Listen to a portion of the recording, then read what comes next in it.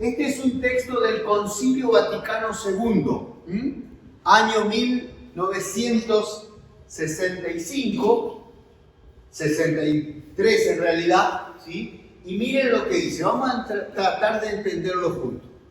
Para descubrir la intención del autor, nosotros debemos tener en cuenta los géneros literarios. ¿Está? ¿Hasta ahí venimos? ¿Por qué? Porque la verdad se presenta o se enuncia de modo diverso en obras diversas. ¿Sí? Sean libros proféticos o poéticos o en otros géneros literarios.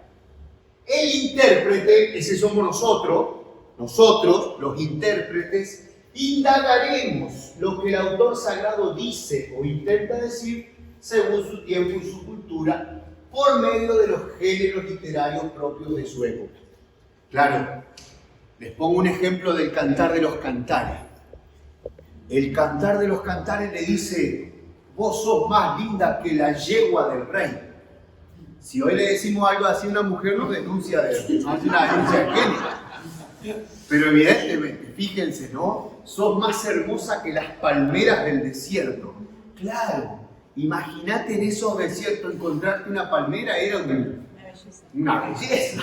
Entonces se entiende, obviamente, por eso fíjense ustedes, ¿no? Lo que el autor sagrado dice o intenta decir según su tiempo y su cultura. Y aquí tenemos que tener en cuenta otro dato, gente. Nuestra cultura y nuestra geografía y nuestra tierra es totalmente distinta que la de Jesús, ¿no? Por eso dicen los que van a Tierra Santa, los que Héctor nos podría contar, que claro, cuando uno va y ve esos lugares, entiende muchas cosas de la Biblia, entiende muchas cosas de la palabra. Porque claro, ahí en el lugar, ¿no? Fíjense lo de la ovejita perdida. A nosotros nos cuesta entender que una oveja se pueda perder. ¿Por qué? Porque nuestros campos son planos.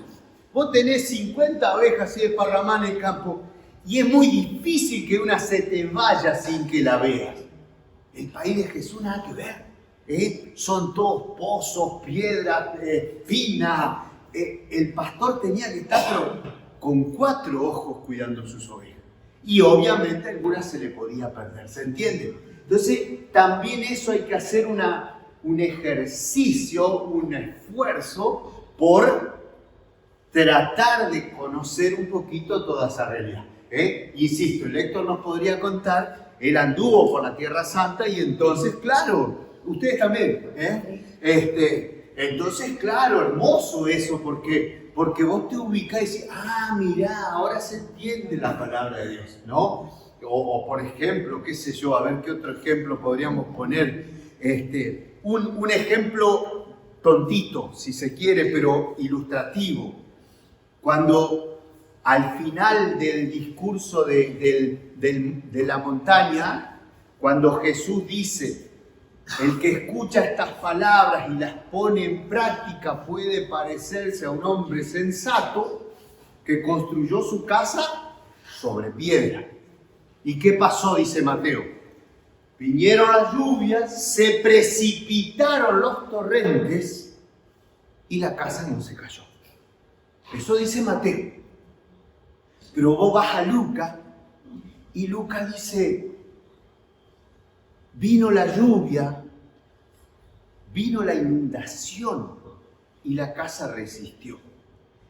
Y parece una tontera, el torrente y la inundación no es lo mismo.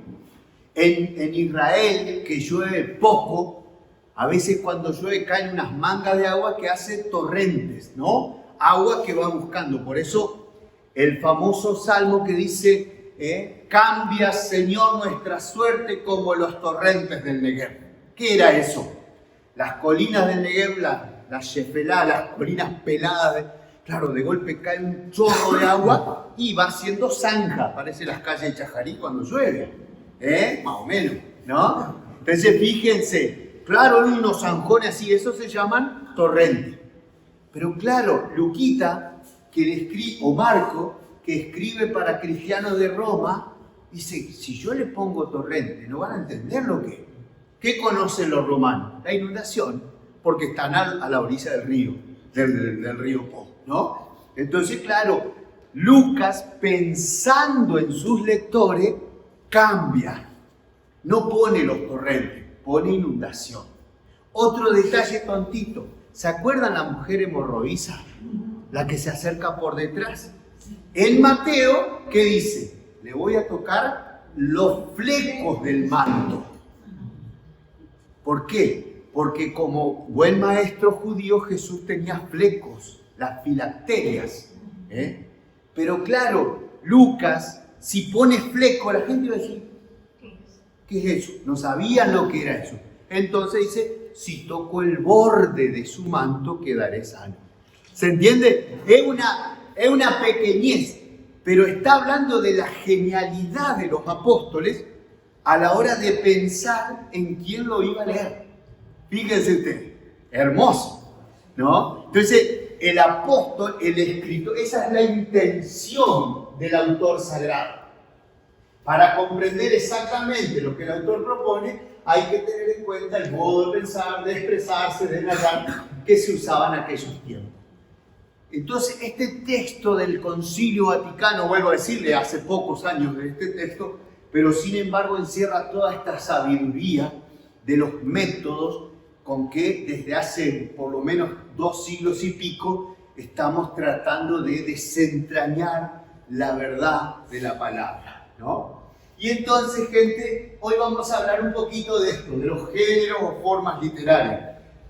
Yo se los di ahí en la hojita, ¿no? Decir cómo las formas en que se cuenta. Por ejemplo, un detalle, ¿no?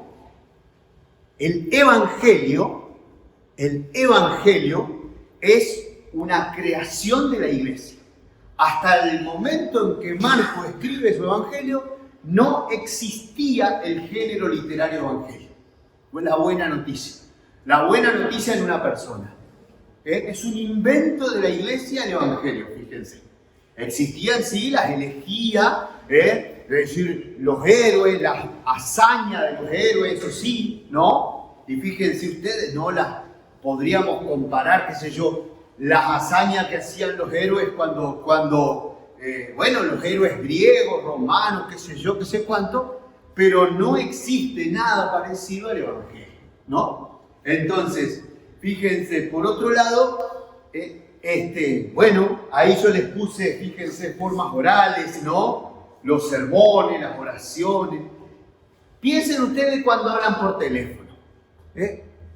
Antes, cuando no había teléfonos celulares, decíamos, ¿y vos dónde estás?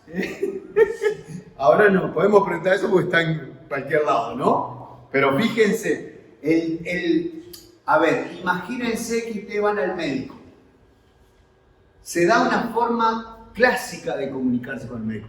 Buenas tardes, doctor, ¿cómo le va? ¿Qué lo trae para acá? Bueno, acá vengo porque me estoy sintiendo incómodo, me está doliendo. Fíjense, ¿no? La forma en que nos comunicamos. Cuando hablamos con un cliente, los que manejan un negocio, ¿sí? Tenemos formas más o menos estereotipadas de manejar. Cuando hablamos de estereotipadas, es decir, están más o menos armadas, ¿no? La forma en que nos comunicamos con la familia es distinta a la forma en que hacemos un negocio o la forma en que hacemos un sermón.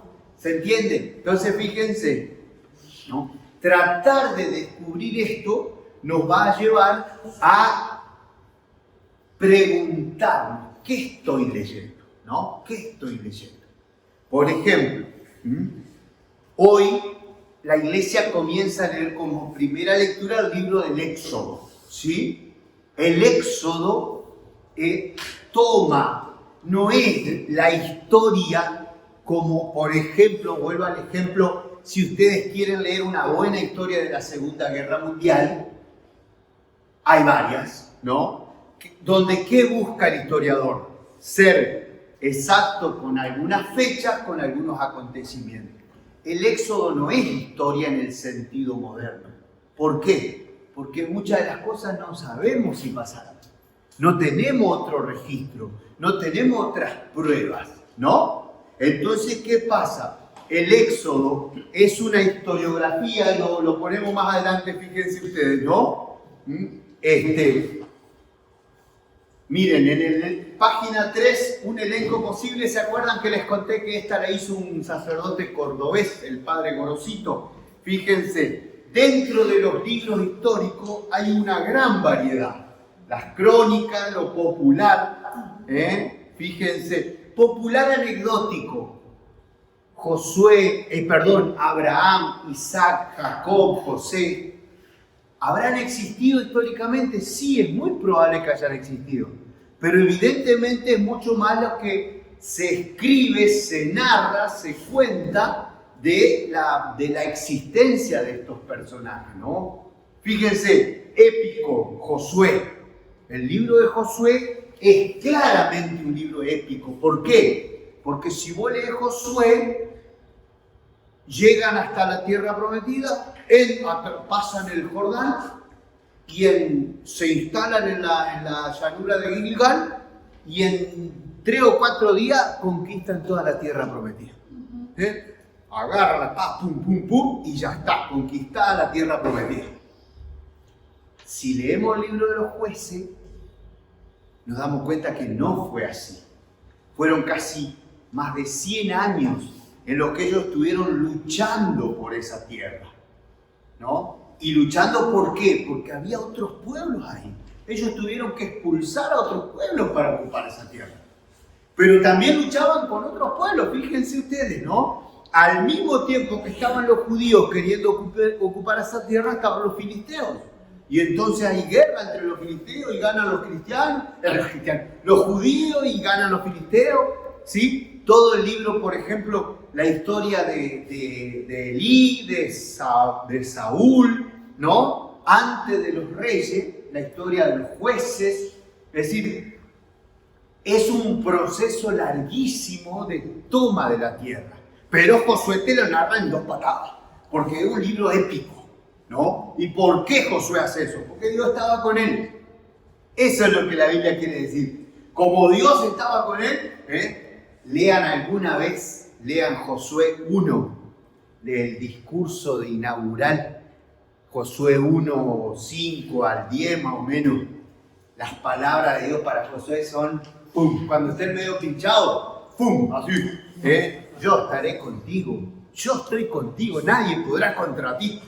Cuando anden medio bajoneado, léanse Josué. Pero claro, esa épica no es histórica, no responde a la verdad de los hechos de cómo ellos conquistaron la tierra prometida. ¿Sí? Bien, entonces. Gente, si lean el segundo género literario, hay Midrash. No se asusten por la palabra, no se asusten por la palabra.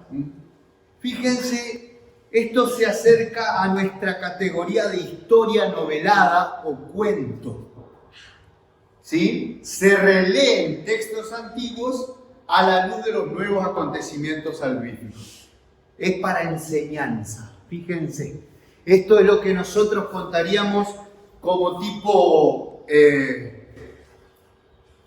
¿cómo no me sale? ¿Parábola?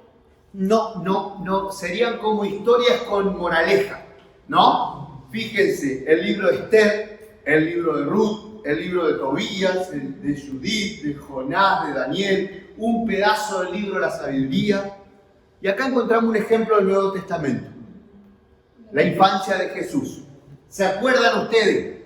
Marco no tiene nada en la infancia de Jesús. El Evangelio de Marco comienza el día que Jesús es bautizado. Pero Mateo y Lucas nos cuentan la infancia de Jesús. ¿Sí?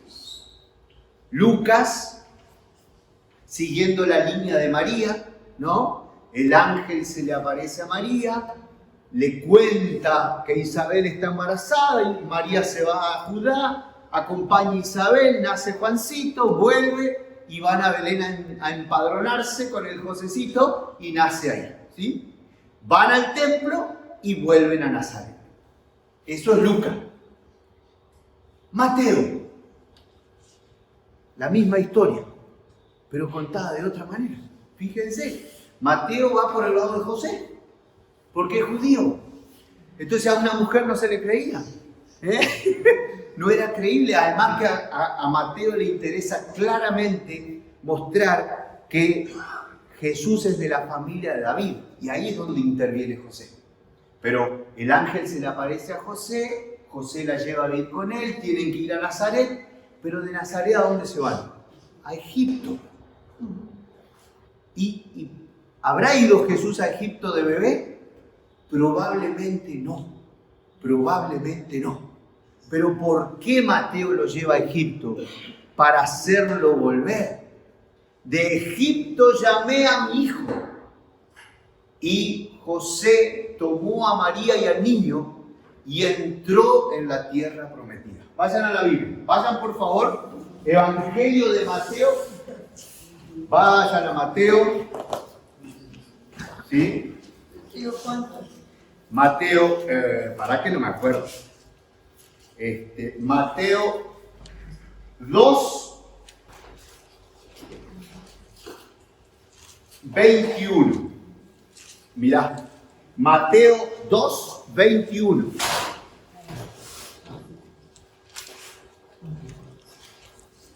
Cuando murió Herodes, el ángel del Señor se apareció en sueño a José, que estaba en Egipto, y le dijo: levántate, toma al niño y a su madre y regresa a la tierra de Israel, porque han muerto los que atentaban contra la vida del niño.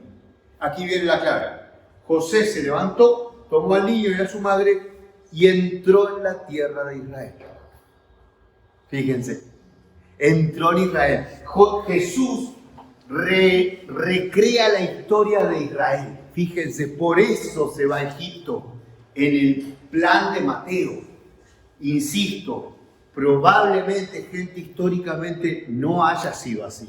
Imagínense hacer un viaje de 400 kilómetros con un bebé recién nacido.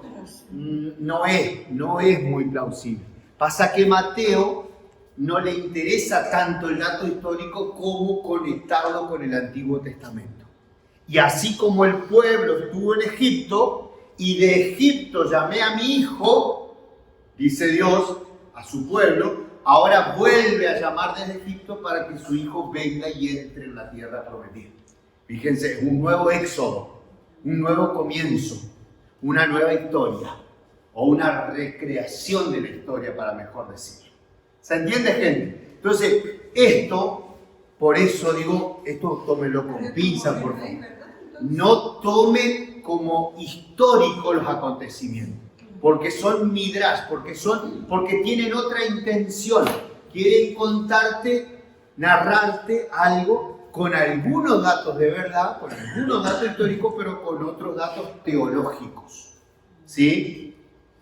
¿Por qué? Porque lo que le interesa a los discípulos es marcar que de chiquito Jesús ya estaba marcado por Dios para ser el Salvador.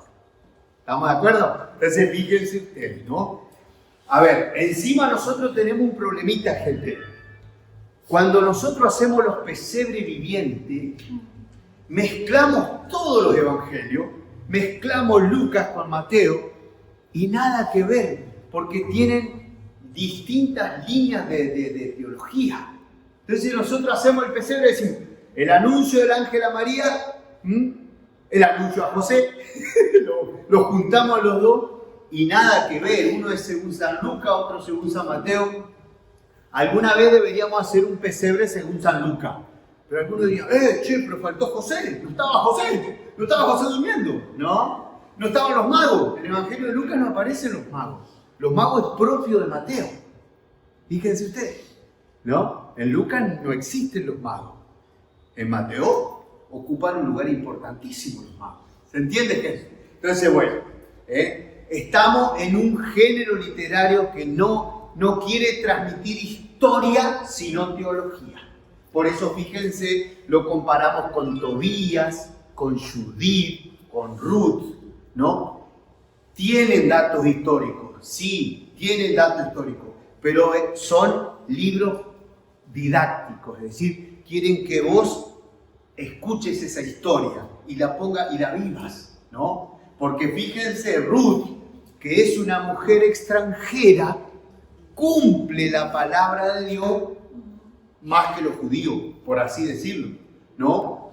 Ruth incluso no abandona a su suegra, es un ejemplo de mujer, ¿sí? Aunque es una extranjera, ¿sí? ¿Se entiende? Fíjense cómo también la Biblia irónicamente va diciendo, che, hay gente que no es judía y es mejor que nosotros, entre comillas lo digo, ¿no?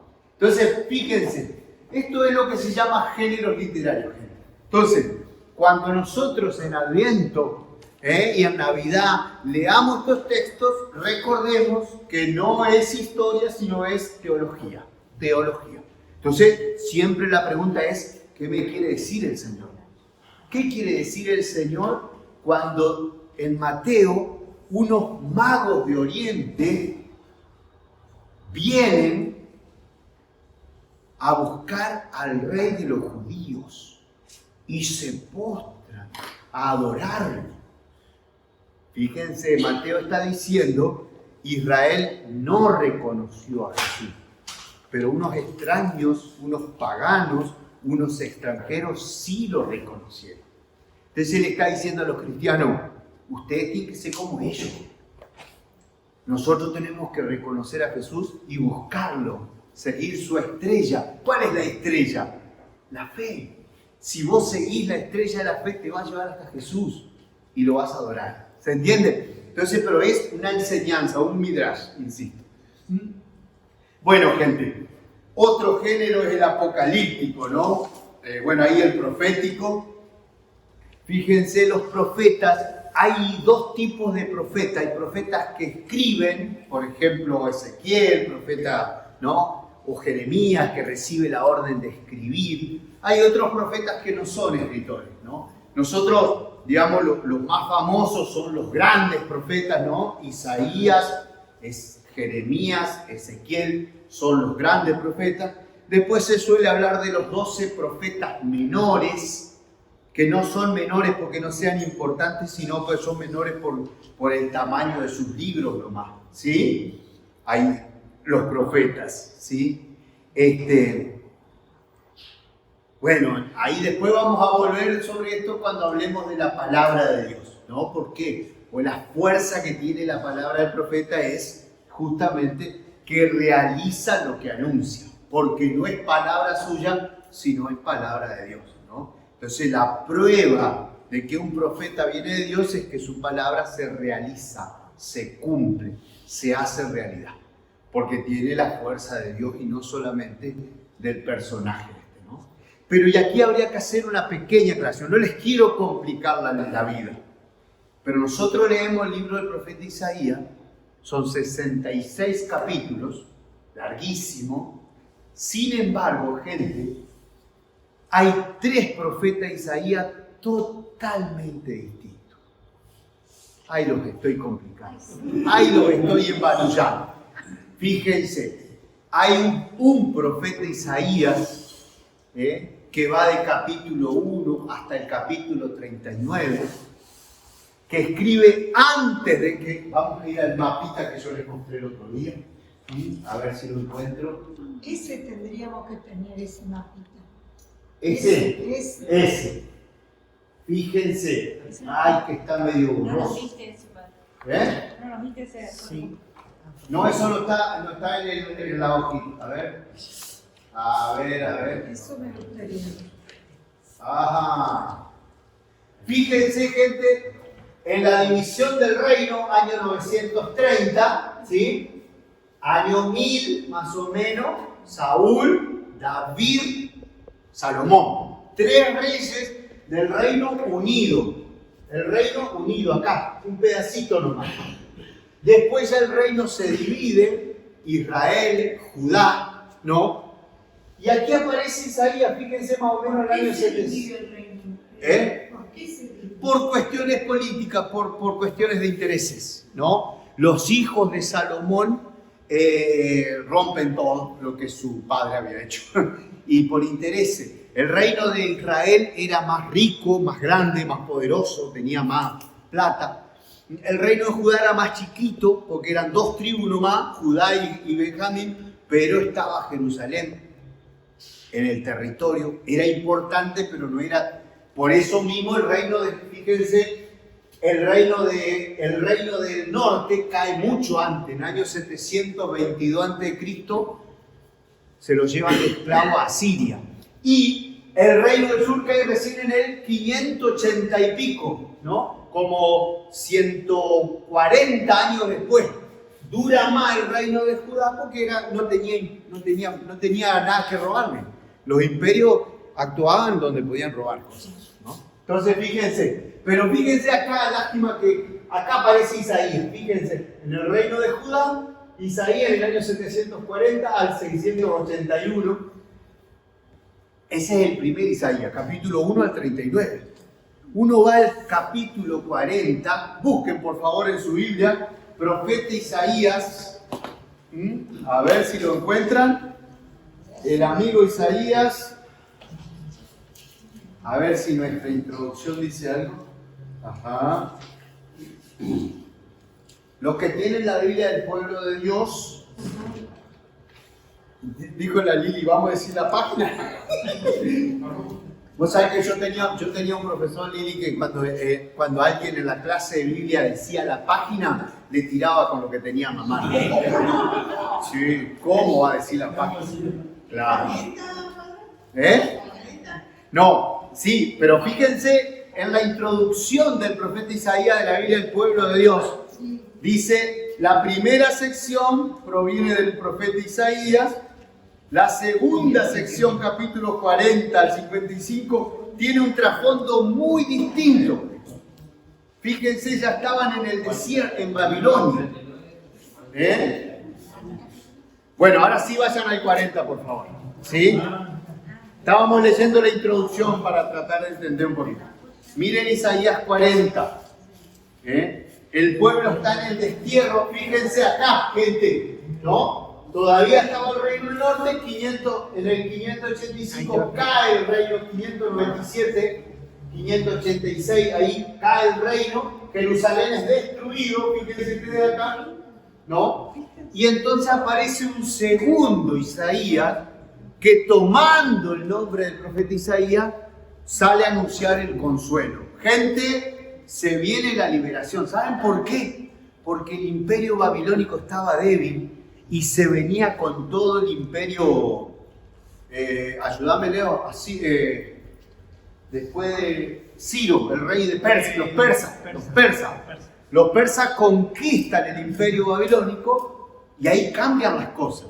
Por eso, si ustedes se acuerdan, incluso Isaías tiene algunos textos diciendo que Ciro es el ungido de Dios. Y Ciro no tenía ni idea de quién era Dios.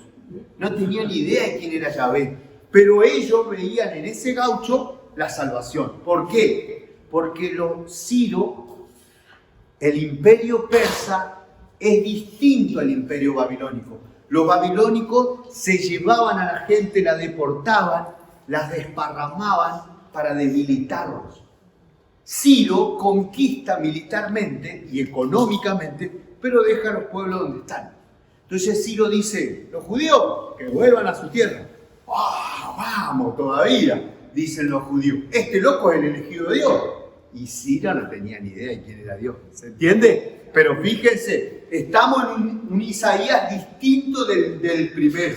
Como, fíjense... ¿Murió el primero? ¿Murió? Sí, ya había muerto, pero ni los huesos le quedaban. Estamos hablando de unos 40 años después. Sí, claro. Fíjense, ¿no? El exilio dura del 597 al 400, ¿qué? 409 yo. Pero que el otro tomó el nombre de... Claro, sí, se toman los nombres. Ya lo vamos a ver con el Nuevo Testamento, pasa lo mismo. Figura 240. Ah, mirá qué buen dato. A ver, Lili, pregunte. ¿Por qué figura 240? Claro, hay dos partes del capítulo 40, fíjense. O en realidad el 41 se le atravesó ahí al traductor, se le atravesaron los dos primeros versos, que incluso fíjense, son del 6 y 7, ¿no? Claro, ahí está. Claro, porque fíjense, en el capítulo 41, verso 5, salta al 8, ¿no? Esos dos versitos están ahí entre el 40 y el 40. Ajá, y bueno, Pero fíjense, gente, para ver los que el famoso capítulo 40 de Isaías es consuelen a mi pueblo. ¿Se acuerdan esa canción?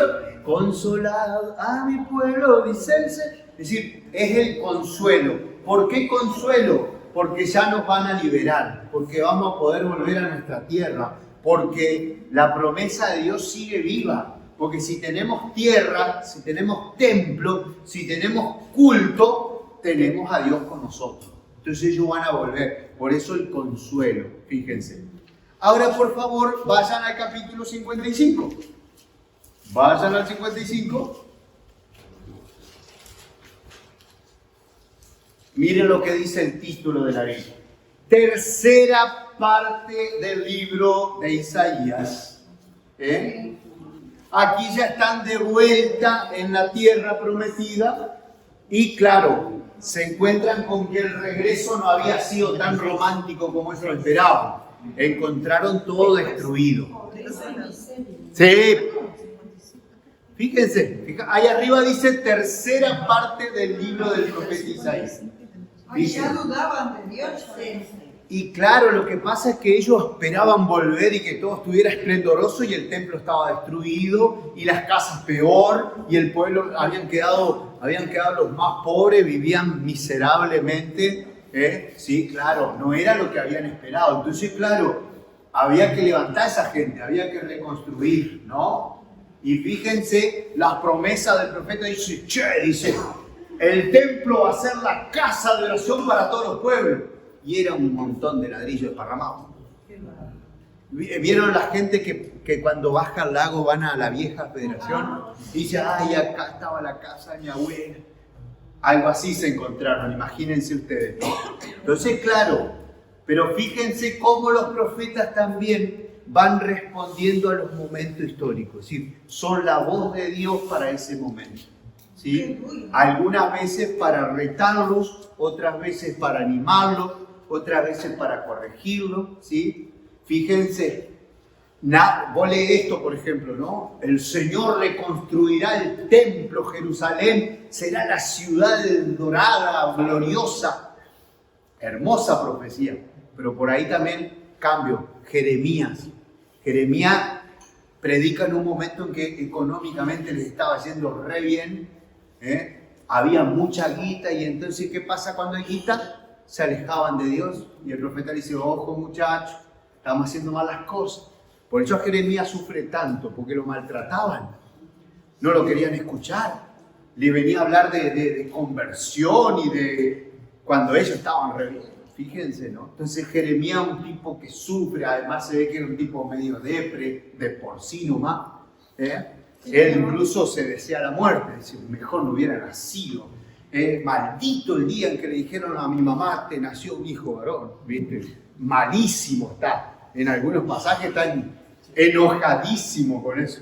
Pero por lo que él tiene que sufrir cuando habla. Y se acuerdan que dice, yo intentaba callarme, pero me ardía las tripas, no me podía callar. Así que, Jeremías. Bueno, gente. ¿Venimos bien o no? Sí. No, bueno, no vamos a ver detalladamente los géneros literarios, pero más o menos para que ustedes tengan una idea, ¿no? Otro género literario famoso es el apocalíptico, ¿no? El Apocalipsis. Que obviamente yo les digo a ustedes Apocalipsis, ¿qué piensan? El Apocalipsis de Juan, el último libro de la Biblia. Pero también en el Antiguo Testamento hay un libro apocalíptico. El libro de Daniel, a partir del capítulo 7, es un libro de tipo apocalíptico. Y los profetas por ahí se ponen medio apocalípticos cuando hablan del futuro, ¿no? Por ejemplo, Isaías 24-25 es un pequeño apocalipsis, le llaman, ¿no? Entonces, pero fíjense, este es un dato clave. Los libros de Apocalipsis son siempre de esperanza. Y siempre en momentos de mucho dolor. Y muchas veces, y por ejemplo, ¿no? Si ustedes leen el Apocalipsis de Juan, nos da miedito leerlo por toda esa simbología rara. ¿Saben por qué escribían así? Porque era para que entiendan solamente los cristianos. si lo encontraba esos libros algún pagano de los perseguidores que no entiendan nada. ¿Se entiende? Entonces tiene toda una trama, una simbología. Alguna vez hablamos del Apocalipsis, lo podemos volver a recordar. Era como hablar en clave. Claro, era un libro en clave para decir, mirá, las cosas vienen mal y se van a poner peor, pero al final Dios triunfa, siempre. Porque el mensaje del Apocalipsis es de esperanza. Aguantar que viene el cambio, aguantar que Dios triunfa, ¿no? Bueno, como vivimos en Argentina. Eso es lo que pasa, que nosotros somos apocalípticos hace 200 años. Claro. Bien. Claro. Che, otro género importante es el de la sabiduría. En la Biblia hay varios libros de sabiduría. ¿Por qué? Porque fíjense ustedes, la fe se expresa en la vida, ¿no? A ver, cuando hablamos de libros de sabiduría, imagínense, por ejemplo, los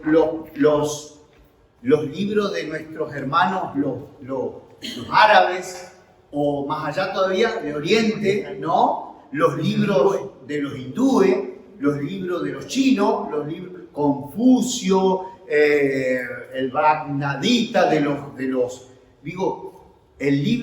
los libros de sabiduría son sobre el saber vivir. Saber vivir.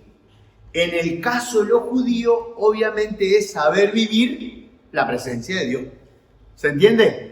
Entonces, pero hay muchos libros de sabiduría, ¿sí? En la Biblia, por ejemplo, ¿no? El libro de los Proverbios que nombrábamos el otro día, ¿sí? Proverbios, bueno, dentro de este género también, a ver qué más puse ahí yo, ¿no? Sabiduría, Proverbios, fíjense, Proverbios, bueno, en realidad, bueno, son, digamos, perdónenme la comparación, ahora que están de moda los libros de autoayuda. ¿Qué buscan los libros de autoayuda? Ayudarte a vivir, por ejemplo, ¿no? Cómo vivir con estrés, o cómo vivir con ansiedad. Hace unos años atrás ¿vieron?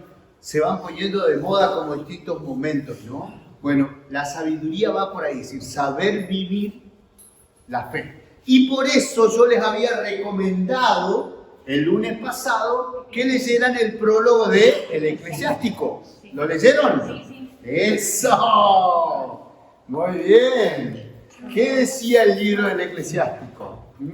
Fíjense ustedes, libro del Eclesiástico, después del libro de la sabiduría, lo que tiene en Biblia el pueblo de Dios, sabiduría, Eclesiástico.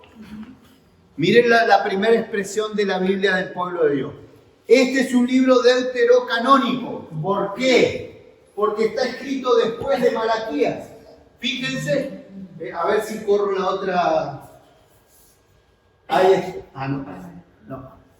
Fíjense, para los judíos, en el año 325 en realidad, se cierra la escritura con el profeta Malaquías. ¡Pum!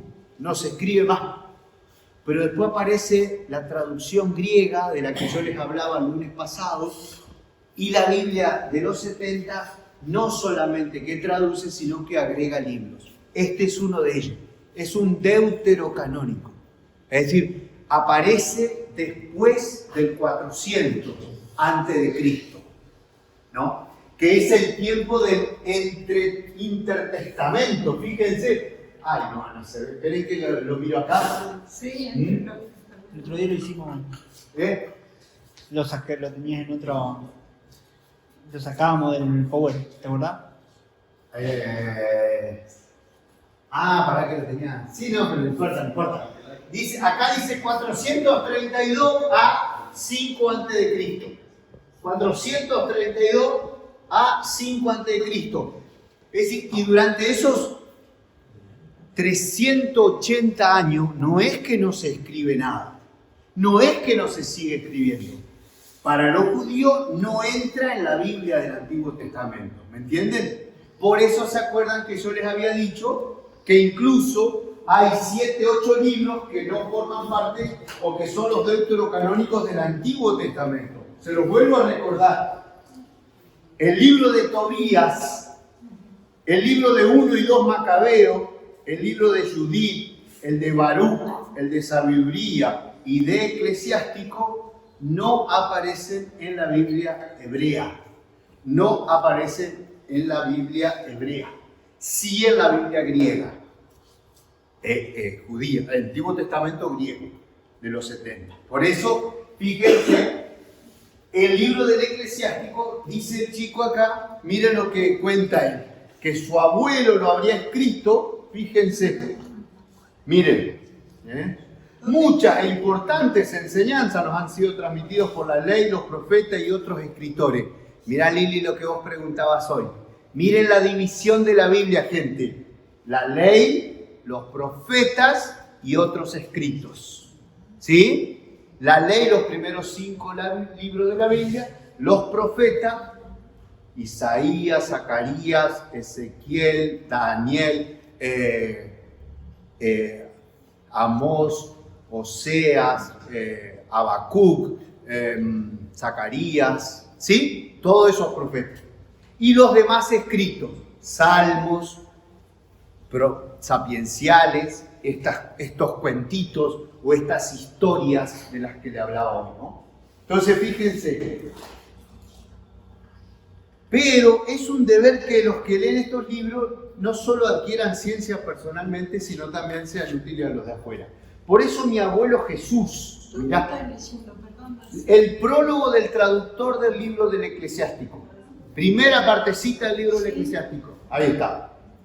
Fíjense, mi abuelo Jesús escribió algo sobre temas de instrucción y sabiduría, de manera de que los hombres deseosos de aprender aplicándose hicieran progresos, fíjense, en la manera de vivir conforme a la ley. Miren lo que dice el nieto. El abuelo Jesús escribió un libro en hebreo. Pero bueno, miren lo que dice abajo. Salten ahí la partecita de ustedes, están invitados. Ahora bien, en el año 38 del rey de Bejerte, cuando yo vine a Egipto y me quedé aquí, descubrí un ejemplar de esta valiosa instrucción.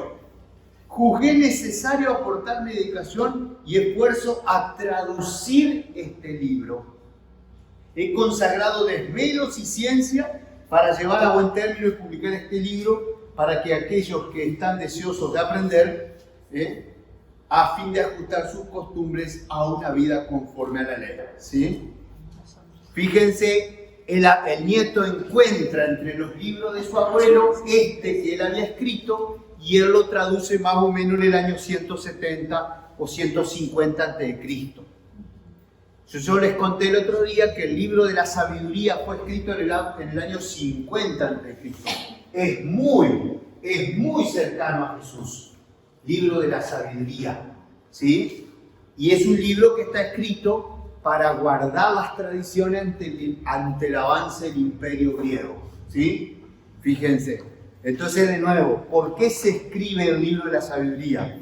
Porque un sabio judío veía que el mundo griego avanzaba con su cultura y él tenía miedo de que se perdiera el amor a la palabra de Dios. Por eso escribe el libro de la sabiduría.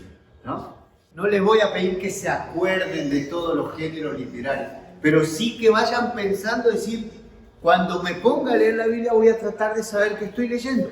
Obviamente, fíjense la poesía, los salmos, libros de poesía, de oración poética, ¿no? Y fíjense acá un detalle, gente. Para los judíos, los salmos son todos de David. Así como la ley es toda de Moisés, los salmos son todos de David. ¿Por qué? Porque David era el rey poeta. Él le gustaba cantarle al Señor. Y la verdad es que no, que algunos pocos salmos son de David. Sí, algunos sí, pero poquitos. Otros son de otros personajes. Y fíjense, los salmos tienen una cuestión muy hermosa. Porque algunos son comunitarios. Por ejemplo, subía el rey, ¿no? Asumía un nuevo rey y hacían una fiesta, como hacemos nosotros cuando asume el obispo o el cura, ¿no? Una fiesta. Y entonces algún sabio le hacía una canción, ¿sí? Salmo 2, Salmo 110. Son salmos que le fueron escritos originalmente para el rey. Rey! Ahora que asumís, sos un capo, todos tus enemigos serán puestos debajo de tus pies. Vas a gozar de prosperidad, nos traes la vida, nos traes la gracia, nos traes la paz. Era un deseo, una oración que le hacían al rey que subía. Después eso se transforma en un salmo o una oración para Dios. Fíjense, ¿no? Entonces, hay salmos que son comunitarios. Claramente vos te das cuenta, dice, hermanos, los vengo a invitar para que den gracias conmigo al Señor, porque yo estaba enfermo y me sané, y ahora vengo al templo a traer mi ofrenda, y quiero que ustedes recen conmigo y alaben y agradezcan al Señor misericordioso. ¿Sí? Otros salmos son personales. Señor, estoy sufriendo, estoy hecho pelota, aquí estoy tirado en el suelo, ayúdame por favor, ¿no? Entonces fíjense, algunos de esos salmos, hermanito, probablemente eran oraciones que los hermanos escribían para ir a hacérsela al Señor y quedaban por ahí y alguien las encontró y las juntó, ¿no? Es como si ustedes, miren, imagínense que un día o durante una semana yo les pido a ustedes, cada vez que vengan a orar a la capillita o al templo, escriban lo que le van a pedir al Señor. Imagínense, y juntamos todas esas oraciones. A alguno le viene a dar gracias porque se sanó el nietito, otro está pidiendo por el hijo que tiene que rendir un examen, otro pide por un hijo que está en la droga, otro por un hermano para que le salga la casa nueva. Oraciones, pedidos, súplicas, agradecimientos, acciones de gracias. Esos son los salmos, gente. Preciosos, preciosos. Pero fíjense, toda una colección a lo largo de cientos de años. Por eso también, ¿no? Bien, gente. Y bueno, ahí el Cantar de los Cantares no lo mencionamos, tenés razón. El Cantar de los Cantares son poéticos también, ¿no? Fíjense de nuevo, el Cantar de los Cantares es un misterio porque está en la Biblia, les decía recién, ¿no? Porque incluso es un libro casi erótico, ¿sí? Erótico en el vocabulario de la antigüedad, ¿no? Pero vieron decir, y uno dice, ¿cómo está? Y sí, está. De hecho, fíjense ustedes, los más osados dicen que es un libro casi ateo, porque menciona una sola vez a Dios y para compararlo nomás, hay una sola mención de Dios en el Cantar de los Cantares y es una mención de pasadita. Por eso se preguntan cómo está en la Biblia este libro. Y sin embargo, fíjense ustedes, los místicos, los grandes místicos, imitando el Cantar de los Cantares, hablan también del amor de Dios en una forma así, amorosa, casi, ¿no? Hace poco, ayer, antes de ayer, alguno de ustedes publicó una frase de la santita esta de Chile, ¿cómo es? Teresa de los Andes, dice, este loco de amor me volvió loca de amor. Y le dice a Jesús, Jesús el loco de amor me volvió loca de amor, ¿no? Santa Hildegarda, Santa Juliana de Norwich, Santa Teresa, estas grandes místicas terminan hablando casi en un lenguaje erótico de Jesús, ¿sí? Era tanta la sensación del amor de Jesús que te quedas sin palabras para decirlo, ¿no? Es hermoso, es preciosa esa cosa. Bueno, gente, son 9:05 y no avanzamos ni miércoles, pero no importa, valía la pena quedarnos un ratito. Esto les que... pero qué chiquito que se ve. No, déjenlo más, les voy a hacer una hojita de esto la próxima vez. Fíjense, sí, gente, para que así como miramos el Antiguo Testamento un poquito, también pensemos en el Nuevo. Fíjense, Pentecostés, año 30, muerte, resurrección y ascensión de Jesús. ¿sí? Más o menos, año 30, algunos dicen que habría sido en el 27, 28. Ahí hay un pequeño error en el calendario, el calendario gregoriano que tenemos nosotros, porque se hizo en la época del Papa Gregorio. El Papa le pidió a un monjecito que se llamaba el Exiguo, le decía porque era petizo, y que arme el calendario. Y cuando él sacó las cuentas, parecería que Jesús no nació en el año 0, sino que nació en el -4.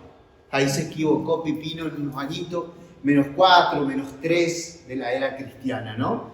Entonces Jesús no habría muerto en el 30, sino en el 27, 28, detallecitos nomás. Pero fíjense lo que dice acá. Año 30, Pablo se convierte en el 35, muere Esteban, ¿se acuerdan? La muerte de Esteban, ¿no? Pablo se convierte, fíjense, y este es un dato interesantísimo, miren, Pablo se convierte en el 35 más o menos, y según leemos los libros de los Hechos de los Apóstoles, Hechos 9, dice que Pablo al toque empezó a predicar y a hablar de Jesús.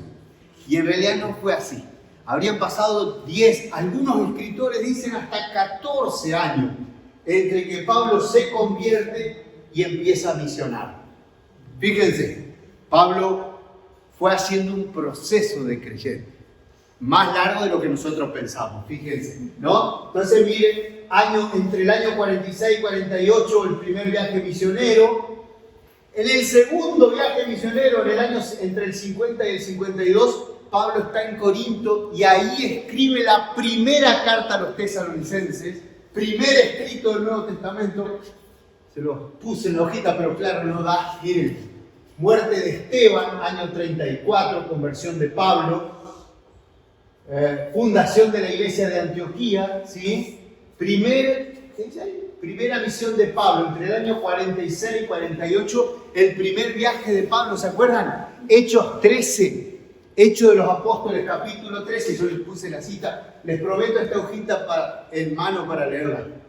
Acá les puse Hechos 13 y siguiente, ¿no? Pablo va junto con Bernabé y Marcos, ¿se acuerdan? Van a la isla de Chipre, de ahí pasan a algunos otros pueblitos más ahí, se pelean con Marcos, se pelean con Martín. Es un cabrón. Fíjense. Y más o menos por acá, por el año después de eso, sucede el concilio de Jerusalén, Hechos 15. Hechos 15, ¿no? El concilio de Jerusalén. Y por esa época, fíjense, por esa época aparecería algo de Mateo en arameo, algo del Evangelio de Mateo, algunas partes, y aparecería esto, gente, esto es importantísimo, ¿no? Los dichos del Señor, los dichos del Señor. Cuando Marco escribe su evangelio, más o menos entre el año, miren acá, entre el 50 y el 60, 50 y 60, Marquito, evangelio de Marco, primero evangelio del Nuevo Testamento, ya se conocían lo que se llama un libro, unos escritos de los dichos de Jesús, ¿sí? Se ve que los apóstoles habían empezado a escribir palabras de Jesús, frases de Jesús, ¿sí? Miren qué lindo, es decir, el deseo de recordar. Ustedes imagínense, yo acá le puse repetidamente tradición oral, porque claro, era lo que contaban los apóstoles, ¿no? Escucharlo a Pedro, escucharlo a Juan, escucharlo a Felipe, era el sueño de cualquier cristiano. Que ellos contaran cosas que ellos se acordaban. Tradición oral, fíjense. Pero algún hermanito más avispado empezó a escribir. Y esos son los famosos dichos de Jesús, que por ahí ustedes, si leen algún libro de este tipo, puede aparecer como fuente Q. Fuente Q. Les prometo esta hojita para Gloria, Fuente Q, que en realidad fuente Q significa fuente. Fuente Q, Quelle, en alemán es fuente. Pero entonces habría algún escrito, cuando Marquito escribe su evangelio, habría algunos dichos de Jesús que a él le sirvieron para escribir el evangelio. ¿Sí? Pero miren, segundo viaje de Pablo en Corinto escribe la primera carta a los tesalonicenses. Año 51, primer escrito del Nuevo Testamento. Primer escrito oficial del Nuevo Testamento, la carta a los tesalonicenses. Escrito por Pablo. Escrito por Pablo. Escrito por Pablo o dictada por Pablo en realidad, ¿no? Entonces fíjense, y después tenemos, bueno, Pablo en Éfeso, él estuvo 2 años y pico en Éfeso, en la comunidad de Éfeso. Aquí yo les puse Hechos 20, porque en Hechos 20 se despide de ellos, ¿se acuerdan ese hermosísimo discurso? Durante 2 años y pico estuve con ustedes desvelándome día y noche. Bueno, hermoso. Y durante el tiempo que estaba en Éfeso escribió a los filipenses, a los corintios, a los gálatas, y acá que dice a los romanos. Miren, acá dice Santiago. No se sabe si la carta de Santiago se escribió aquí o antes del año 49. Acá estaríamos en el 55 más o menos. 56, 57, ¿no? Filemón, ¿no? Fíjense. Pero claro, miren lo que dice acá. Martirio de Pedro y Pablo, año 64 o 67. Ahí no hay certeza, ahí se duda de si Pablo y Pedro murieron en el 64 o en el 67.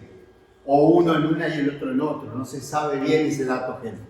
Pero fíjense, más allá de todo, miren lo que Pablo hizo en 10 años. Lo que Pablo hizo en 10 años es una monstruosidad. Se recorrió el mundo, escribió cartas, anunció, ¿no? Entonces fíjense, les vuelvo a pedir perdón por el cuadrito tan chiquito, pero acá fíjense, año 66, primera carta a Timoteo. Probablemente las 2 cartas a Timoteo, la de Tito y Colosenses y Efesios, no las haya escrito Pablo. No las haya escrito Pablo. A ver, por favor, si nosotros vamos a la misa un sábado, un domingo, este domingo, este fin de semana, carta a los Colosenses, ¿qué decía? Lectura de la carta de San Pablo a los cristianos de Colosa. Así dice nuestro libro de la liturgia, y hay que seguir diciéndolo así. Pero lo más probable, gente, es que Pablo no haya escrito esas cartas, porque Pablo ya estaba muerto. La habrían escrito los compañeros misioneros de Pablo. Pablo nunca andaba solo. Tenía siempre un equipo misionero. De hecho, fíjense, a los tesalonicenses no los evangeliza Pablo, los evangeliza otro de los muchachos. ¿Sí? Entonces, era un equipo misionero. Y la carta a los Colosenses, Efesios, y Timoteo y Tito tienen el lenguaje de Pablo, tienen el estilo de Pablo, tienen la teología de Pablo, pero probablemente no sean de él. Por varios motivos. Los estudiosos de la Biblia descubren, por ejemplo, que son más de los años 80, ¿no? Ya de otra etapa de la iglesia. No son las comunidades recién nacidas, ¿no? Ya hablan, por ejemplo, de obispos, presbíteros, diáconos. Ya habla de ministerios más organizados, que no serían de los años 50, sino que serían de los años 70 y más acá. ¿Entienden?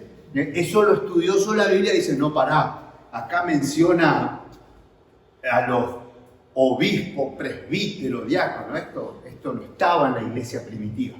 ¿Se entiende? Ya estamos hablando de unos 20 y pico de años de iglesia en marcha, que van surgiendo los ministerios por necesidad, para poder cubrir los espacios. Ya termino, gente. Entonces, fíjense, en el año 80 más o menos, la obra lucana, Evangelio y Hechos, y esto también, gente. Lucas escribió un solo libro, el Evangelio según San Lucas y el libro de los Hechos. Para él, la historia tiene 2 etapas: lo que el Espíritu hizo en Jesús y lo que el Espíritu hizo en la iglesia, en los discípulos. Lo que pasa que, como claro, en los pergaminos no entraba todo el libro, probablemente escribió en 2 pergaminos distintos y por eso lo hemos separado. Pero habría que hablar de la obra lucana, que es Evangelio y Hechos como un solo escrito. Miren qué interesante. ¿no? Año 85 más o menos Mateo, fíjense, y año 95 ya Juan, Apocalipsis, Juan, carta de Juan. Año 95, fíjense, ya habían pasado unos 55 años después que Jesús ya no estaba. Obviamente el Evangelio de Juan es toda una reflexión mucho más. Vieron que es místico, Juan es un... Y entonces ahí los estudiosos de la Biblia dicen, pero Juan, ¿se basa en Marcos? ¿Se basa en Lucas, en Mateo? Y se basa más en Marcos, pero claro, es una tradición totalmente distinta. Gente, paramos por acá.